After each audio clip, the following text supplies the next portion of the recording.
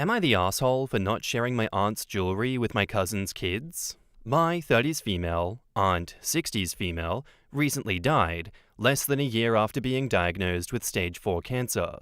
She never married, never had kids, and I'm one of the 6 nieces and nephews. Both my sister and female cousin N are married with kids. My male cousin, C, 40 male, is married with 2 daughters, and neither of my younger brothers are married. They are largely irrelevant to this story. I'm single and have no intention of having my own kids. For some background, my aunt was a doctor and went into palliative care when she was diagnosed. She wanted to enjoy the time she had left, mostly with travel. I was close to graduating from surgery residency when she was diagnosed. She asked if I would be willing to be her private physician after graduation, accompanying her on travels, prescribing her pain meds, etc. She paid me a little bit more than I'd been making as a resident, paid for my travel, first and business class flights, nice hotels, etc., contributed towards my student loans, and put me on the deed to her house. I moved in with her.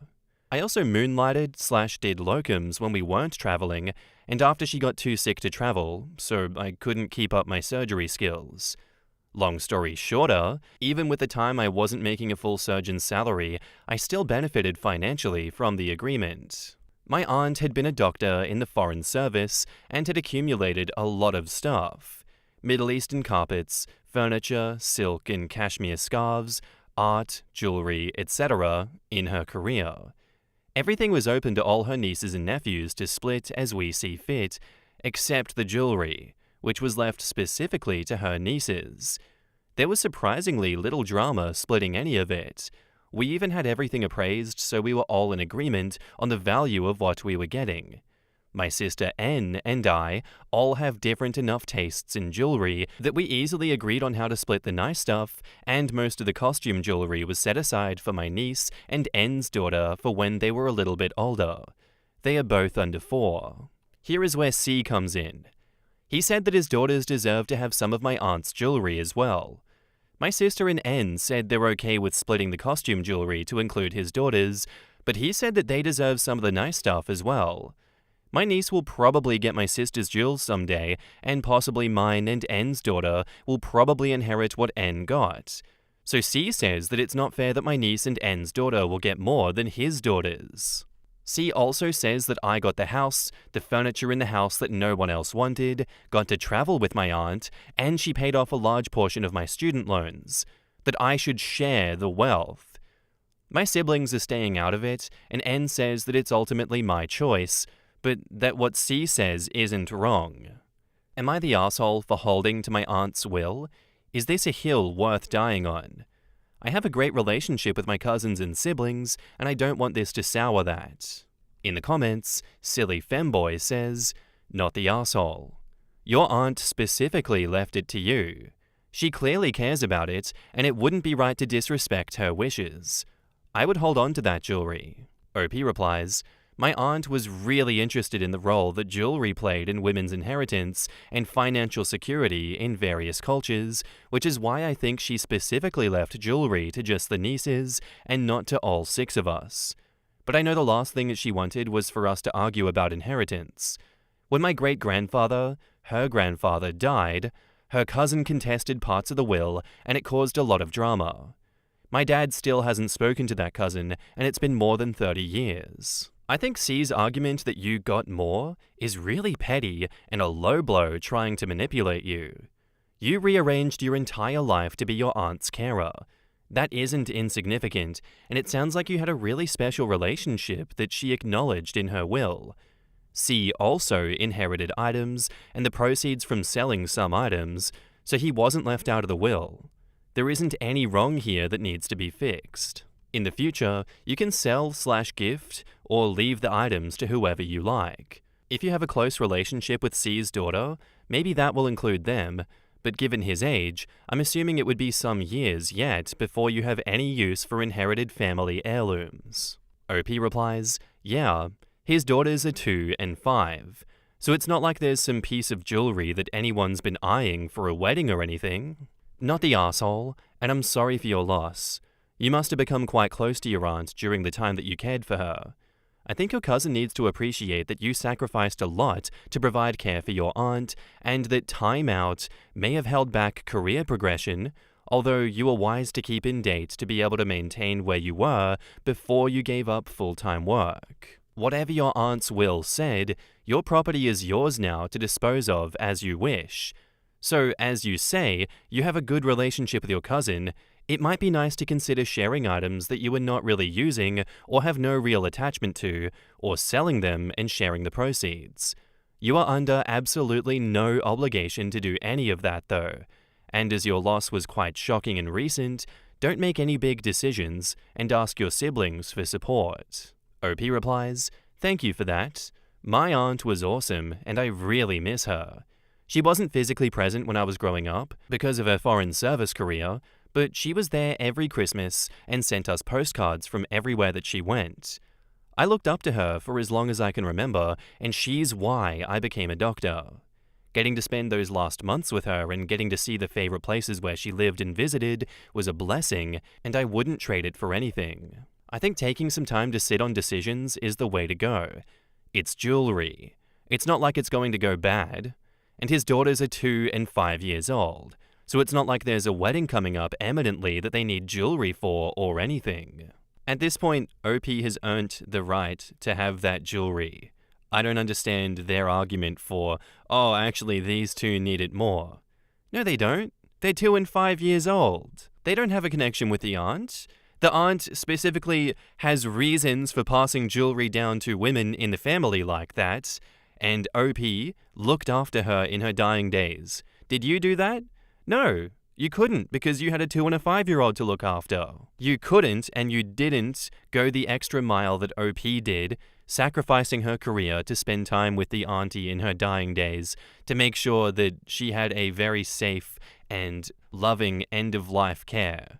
I think it's incredibly insulting that they demand that OP share the jewelry when it goes against everything that the auntie wanted and that the auntie said, and it's ironclad in the will. I understand legality is not always tied up with what is right or wrong, or what people should get, regardless of what's in the will. I get that notion, I understand that completely, but in this case, that's not even an argument. If they want to die on that hill and burn bridges with OP over something that has not been earned by them, that's their prerogative. They can do that all they like, but they're an asshole for doing that, and OP is not an asshole for not sharing.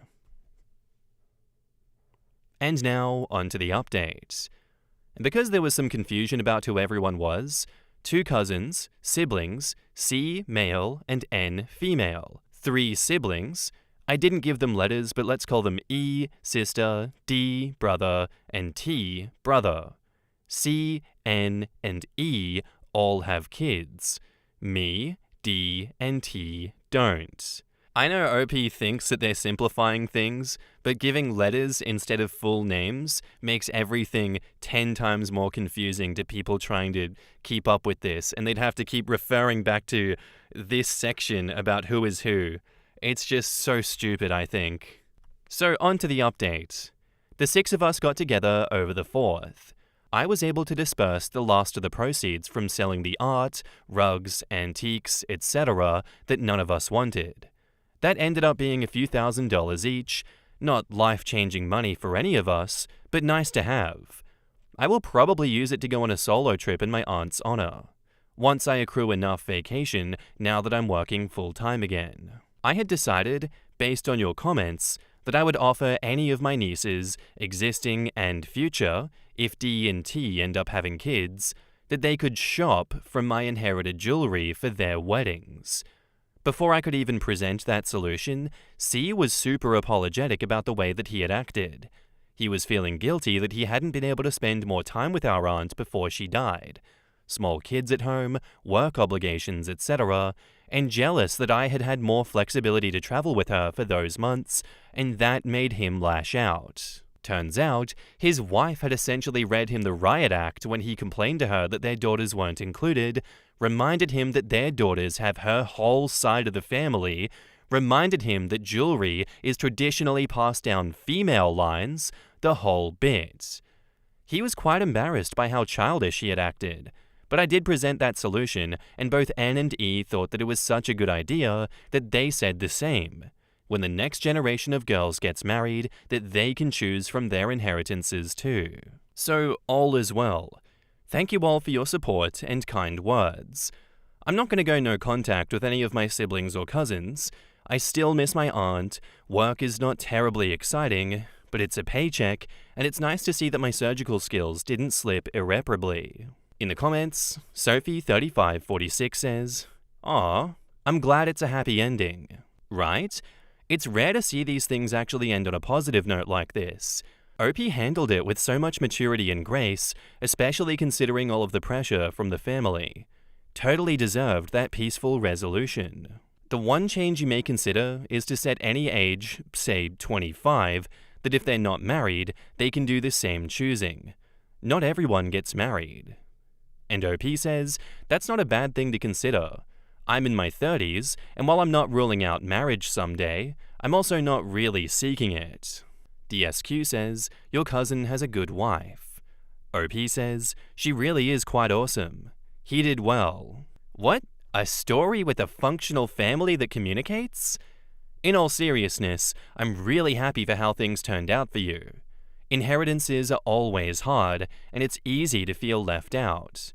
Sometimes it's pure greed, but often sentimentality is at issue too. But it sounds like you all reached a solution that works for everyone without hurt feelings, which is the best outcome that anyone can hope for in such situations. And that your cousin was able to own up to his mistakes is really telling of his character, and his wife's character too, given how she explained the situation to him to make him see how he misjudged the situation. Bravo to everyone all around. Absolutely. Stories like this never fail to surprise me, and I'm glad that someone else was in this situation that could slap his ass into line, because it was obvious that he was acting out because of regret. That was very much a regret thing, and instead of initially being like, it's my fault and there's nothing I can really do about it, it's just an unfortunate life circumstance that I can't control, and it's not fair of me to lash out at OP, I need to do some work on myself to accept the situation as it happened and move on. He went, no, actually, I feel bad, but I'm going to take this out on OP because she should do what I tell her to. I need some control over the situation. I need her to hand over the jewelry because then I have a piece of the aunt with me that I didn't have before, and there was no way for me to get that piece of her. He was asking the impossible. He was stuck in an impossible situation where he didn't want to do the obvious thing, which was just, accepting the situation for what it was. I understand why he did what he did. It sounds like grief. It still wasn't the right thing for him to do, and I'm glad his wife pulled his ass into line. I really feel like we need people like that to keep us accountable for ourselves, and so we don't lash out at people that are close to us like OP. Thank you for the story, OP. I'm glad it all got resolved. Our next post is by user InterestingFox4506, and it's titled, Am I the asshole for telling my friend I'm proud of her? I, 25 female, have my own 2-bedroom apartment that used to belong to my uncle that he gave to me as a graduation gift. Damn, where do I get an uncle like that? I made a friend during my uni years that I'll call Mary, 27 female. Mary had quite a hard home life. Too long to detail here. I let her know that if she ever needed my help, she could always rely on me no matter what. When we graduated, I asked her to move in with me rent-free.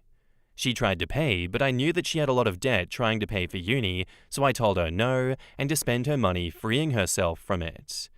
She was so thankful for this, and I loved having her live with me. We never fought about anything, both of us have the same cleaning habits and TV interests, so there's never any arguments over the remote or who has to take out the bins, etc. Tonight, we were out at a super fancy restaurant in London as Mary had finally paid off the last of her debt, secured herself an amazing promotion at her job, and also finally passed her driving test. All these achievements in the same month were more than deserving of an award. So we splashed out.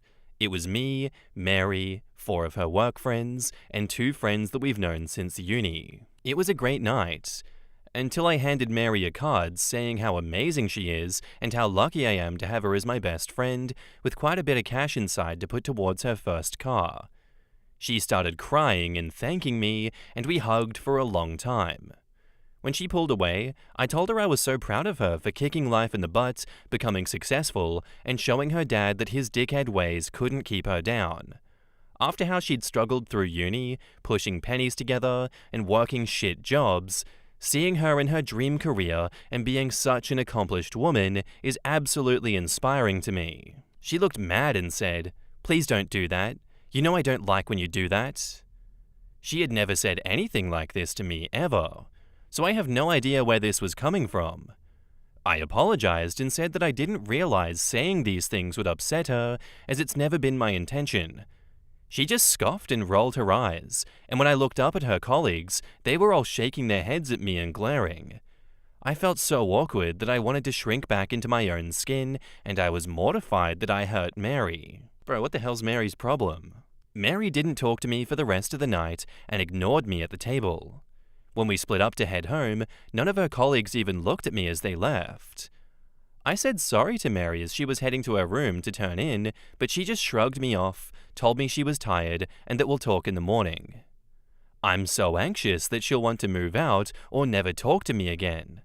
I keep going over every interaction in my head to see if I crossed a line in the past, but she never gave any indication that I upset her saying these things before. All her colleagues messaged me saying I was an asshole for saying those things to her and belittling her, but I never meant any of those things like that. Honestly, I am so confused about what's going on, but my only guess of this situation is that Mary has a different life that she shows to her co-workers, and she is putting on a facade that was quickly dismantled by OP when OP said all of those things in front of the co-workers, and that the co-workers took it as she was denigrating and putting down Mary in what she was saying. And that was confirmed by Mary's reaction and continued reaction throughout the night, and then the flying monkeys, i.e. the co-workers, do the usual thing that happens here, and you get a barrage of text messages. To me, it feels really messed up that you get a reaction like this from them, especially given that OP let Mary live with her rent-free, clear all of her debts, gave her a very generous chunk of money here, and put herself out so much for Mary. This feels like a gigantic stab in the back. I wouldn't like to be in a situation like this. I'd want to shrink into myself and disappear. And now, onto update 1. So I'm even more confused than ever right now. After staying up all night and being constantly on the verge of tears, I finally heard my roommate moving around the kitchen, so I went to talk to her. She acted totally normal and started talking to me about some drama at her work, while I just stood there kind of unsure at what was happening or what to do. So I apologized again. She looked up at me in confusion and said, "Why are you sorry?" And I reminded her of last night and how mad she was, and then she laughed and said, "It doesn't matter. Don't worry about it," and then continued making breakfast. I asked if I'd stepped over a line last night, if the money was too much, and if I made her feel inferior, and she said, "Nope, we're cool. It doesn't matter. I think everyone just misunderstood the situation and you're taking things to heart a little too much." Bro, Mary, no, you can't say that. That's not okay. They bombarded OP with text messages. Explain that, Mary. I just am even more confused than ever. I told her about her friends texting me, telling me that what I said was belittling and that I was an asshole, and she just shrugged and said they probably misread things and she'll talk to them. Mary is gaslighting Final Boss 101. What? But I'm just so winded. I'm so tired because I haven't slept because I thought she hated me, that I'd hurt her and she would never speak to me again, but she's fine? Like, she's completely normal and just chatting with me as if last night never happened, but I'm just so confused. After seeing so many "you're the asshole" comments, I thought I'd really crossed a line this time, but she's not fazed at all. She seemed so upset, ignored me for the rest of the night, and her co-workers treated me like a criminal, but everything's okay, I guess? I don't know anymore. I'm tired and I'm gonna go to sleep, but things still seem unresolved to me. I'm gonna go talk to her about it when she comes back from work today because her reaction still really bothers me. Update 2. I got a call from one of the uni friends who was at dinner last night, and we had a chat. She asked me if everything was okay between me and Mary, as she said she had never seen Mary snap at me like that until last night. I filled her in on everything that we'd talked about, and how confused I was as well. She reaffirmed many of my feelings about this being very out of character for Mary, as she had also congratulated Mary and said similar things, as well as given her a bit of money in a card, along with an expensive gift, as did many of the others. After talking to my friend, I've decided that I need to have a long sit-down with Mary to clear things up, and it's not only me who's confused by her behavior. Both the uni friends are coming round later to have a chat, since now we're honestly quite concerned about her. Her friends have not let up on their texts to me, so I don't think she's spoken to them. One said I couldn't try and sweep this under the carpet, which is like, what? I'm thinking of blocking all of them, as they just won't leave me alone. Update 3. This is not an update that I expected to make, not in a million years. Shit really hit the fan and went sideways in a way that I never imagined. I'm confused, heartbroken, and really pissed off now. So, long story short, it's all a fucking lie. One Redditor said to me that my friends might have said something to Mary's work colleagues about me that made them not like me. I talked to both of them when they came round in the afternoon, and they both denied any of that. The one I'd spoken to earlier on the phone, we'll call Claire, said that she'd call one of the work colleagues that she knows slightly well in order to clear things up. Let's call the colleague Jane. Jane turned up at the flat and instantly looked pissed. I almost wanted to hide behind the kitchen counter when she came in glaring daggers at me. We all sat down, and I let Jane know that I'd spoken to Mary about last night and that she was fine, but I was still confused. Jane then laughed and said, "Oh, don't try that shit with me. You can't just pretend now that you've been exposed in public." The three of us looked at her without saying a word, as we were all confused now. Claire asked her what she meant, and Jane said that she knew how I really treated Mary. We both asked her to elaborate, and she stood up and went on this tirade about how I apparently regularly abuse and belittle Mary, and then intimidate her into saying nothing about it and put on a smile for others. I wasn't sure whether to laugh or cry at this point. She then showed me her texts with Mary, where Mary wrote to her in distress about being locked in her room because I was having a meltdown about her making friends at work, something that never happened. Claire and my other friend took the phone and looked through the messages as well, and I had to stop reading them as they all said stuff about how Mary was afraid of me and that I'd trapped her here and was extorting rent out of her. It all just leaves me numb and dead inside. Eventually, Claire got to a point where Mary said that I'd cancelled her 21st birthday at uni and told her she wasn't allowed to go out. The thing is, Claire and my other friends were at Mary's 21st birthday, which I'd put in over £500 towards to have a themed Great Gatsby night that she'd always wanted, which in the messages, she was claiming never happened. We went over a lot of the stuff in the messages and realized that Mary had been spreading lies about me to all of her colleagues about how I was abusive and she couldn't move out because I was charging her so much rent money. This absolutely shattered me. Mary was like a sister to me through our uni years, and I can't fathom why she would say any of these things. It took a long time, but after Claire and my friend went over all of the accusations with Jane, and I pulled up my bank details to show that Mary never makes a single payment to me except for her half of the bills, she seemed to cool down and settled into the same confusion that we were all feeling. She let us know that Mary told all of her colleagues this story, and that the reason they were mad at me is because Mary said that I liked to use a manipulation tactic where I pretend I support her through everything, but use her past against her whenever we're in private.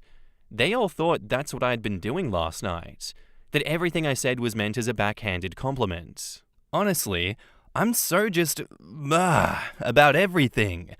I can't even put into words the hurt and betrayal that I feel that she'd spread lies about me. For what reason? What benefits? I could never lift a finger to hurt her, but she tells everyone at her work that I isolate her from the world? Claire had to calm me down as I couldn't stop crying no matter what I did for ages. It was quite embarrassing, but I just couldn't do anything else. Now I'm a little more level-headed, still mad, but not crying anymore. I don't even want to look at Mary again. My friends have told me not to make hasty decisions, and even Claire said that she was disgusted by the things that Mary was saying about me in the texts when everyone knows them not to be true. I know that I probably won't be able to clear my name with her colleagues, but I don't really care about that. I just want to know why Mary said those things about me. Jane went quiet by the end of our discussion and left without saying much, so I don't know what that means for me in her eyes. My two friends are staying with me for the rest of the day until Mary comes home. We've all got a lot of questions for her to answer. Final update. I've booted Mary out of the flat. She threw away years of friendship for sympathy points with her colleagues, and I still cannot understand why. When she got home and saw the three of us watching television, she got excited and said that she'd make popcorn. But Claire took the lead and told her to sit down. She looked confused, but complied. Claire led everything. I didn't really know what to say to Mary at all, and could barely make eye contact with her. Claire told her that Jane had been round and yelled at me for being an abuser and a bully, and asked her why she'd said those things. Mary acted confused and said that it must all just be a miscommunication, that Jane just twists things sometimes, and she must have misunderstood stuff that she had said. Then Claire asked about the text messages and started mentioning each event that Mary had cried to Jane about me being an awful person. Jane went quiet and then tried to say that it was a work joke, but Claire wasn't having any of it. She pushed harder about all of this, and eventually Mary broke. She started crying and telling us that she never meant any of it, that it was a stupid thing and it shouldn't matter, that she loved me with everything she had, and it was just a stupid story that went too far. She started begging me for forgiveness, but I was just so tired and still am. I looked her in the eyes for the first time and told her that she had a week to find a place and move out.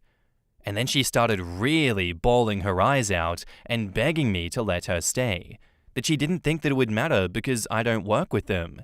But I told her that I was not having that kind of bullshit in my life, and I then said, "So do you just make up lies about everyone in your life? Is any of it real?"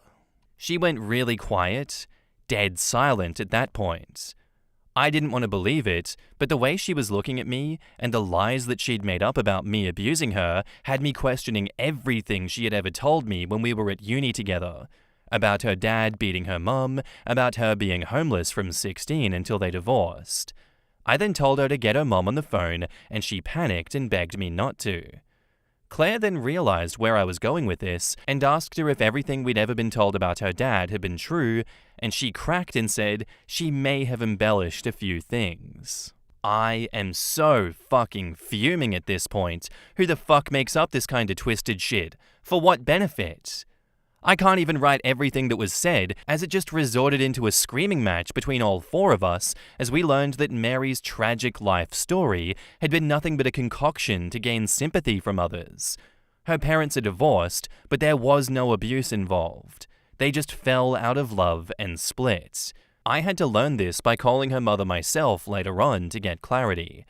I had never said a word to her mum about anything in the past because Mary had warned me against it. She said I could always be open with her about everything as she wasn't ashamed, but her mum was sensitive and didn't want to talk about it. So it turns out, my best friend is a master manipulator and probably always has been. I am so tired and exhausted of this whole nightmare. This will be my last update as I'm done. I came here seeking help and advice to find a way to mend a mistake that I'd made with a trusted friend, but it turns out that last 7 years have been built on a lie. I'm fucking done. With Mary, with everything. I don't want to see her again. I know she can afford her own place, so I don't feel bad about kicking her out.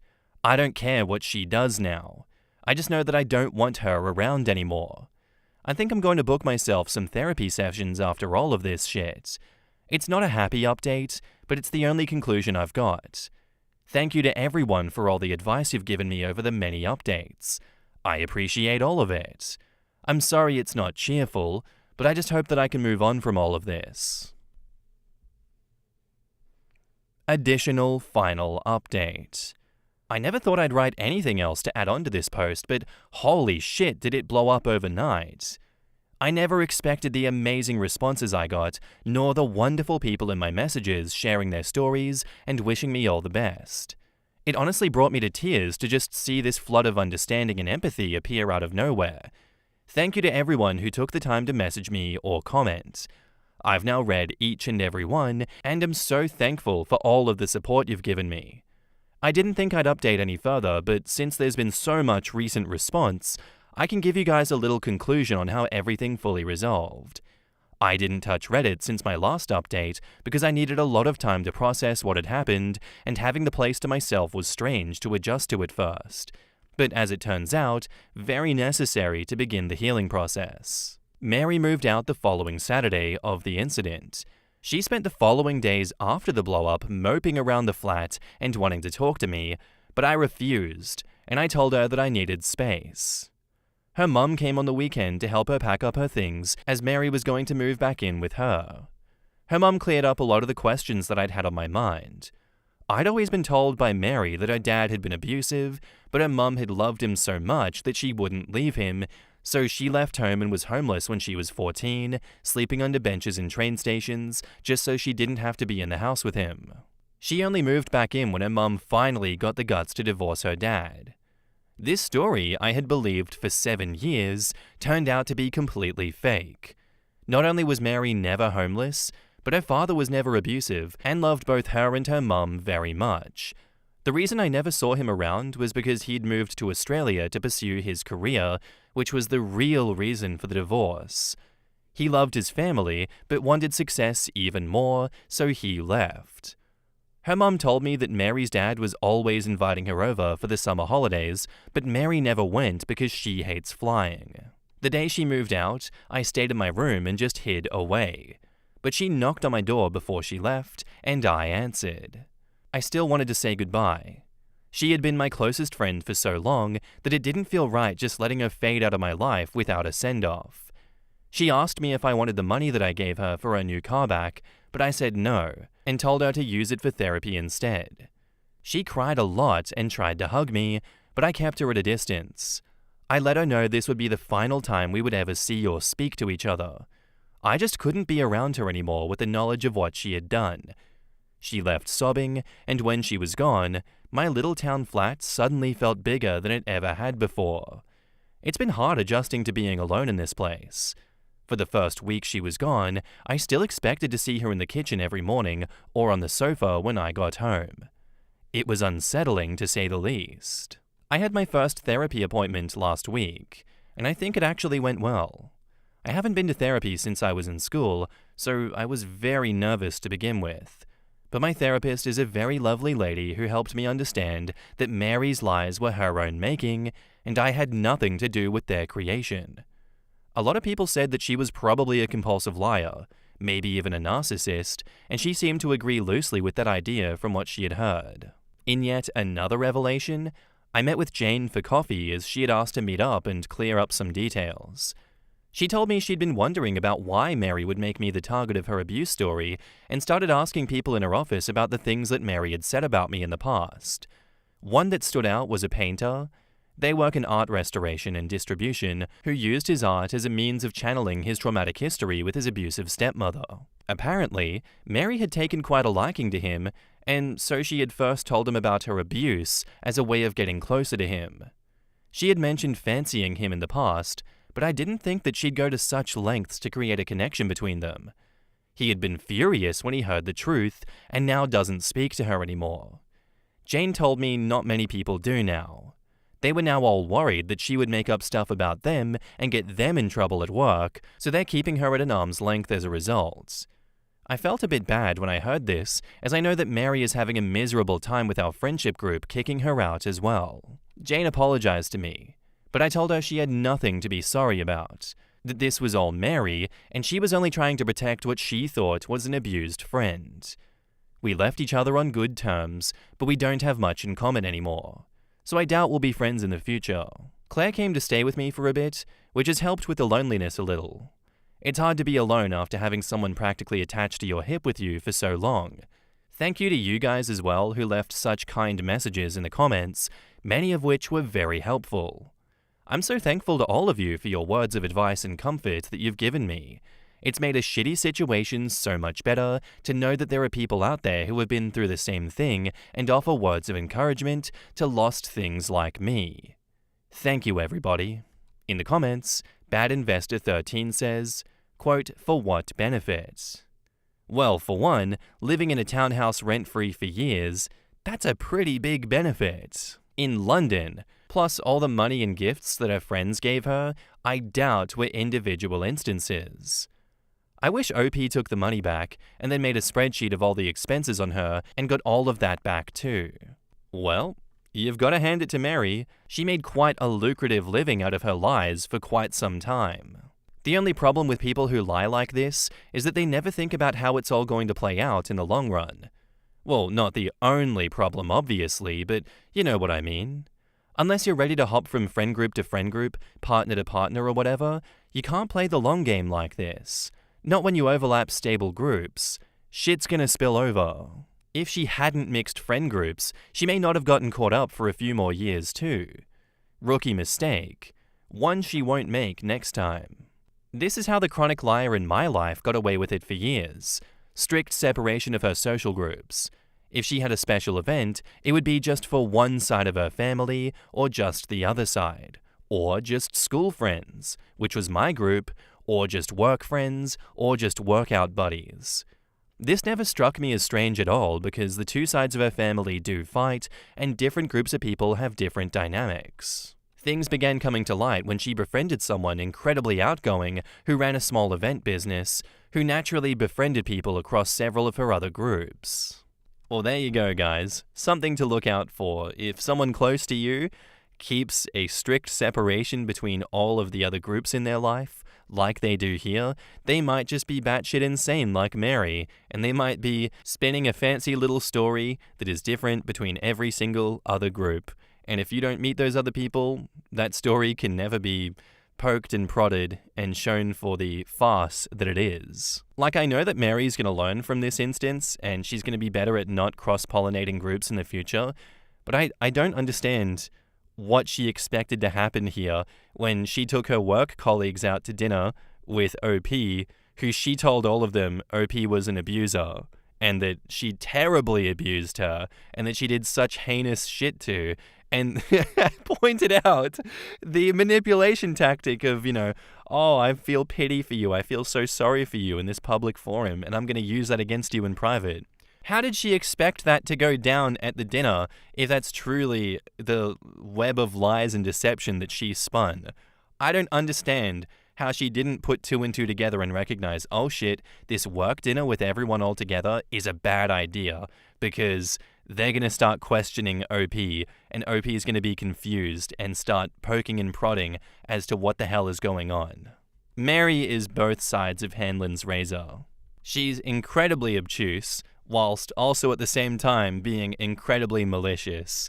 The Venn diagram of Hanlon's razor is just a circle when it comes to her. Maybe she'll start separating those two in the future, but honestly, who knows? I'm glad that she was stupid enough to out herself in this way so that OP didn't have to continue the charade that that woman kept up for such a long time, and I'm glad it didn't get any worse than it was here. Thank you for the story, OP, and thank you for the updates. That was an adventurer, you might say. Anyway, guys, that's where I'm going to end today's episode. I do hope you enjoyed. If you did, let me know what you thought of it in the comments down below, and I'll see you in the next one. Bye.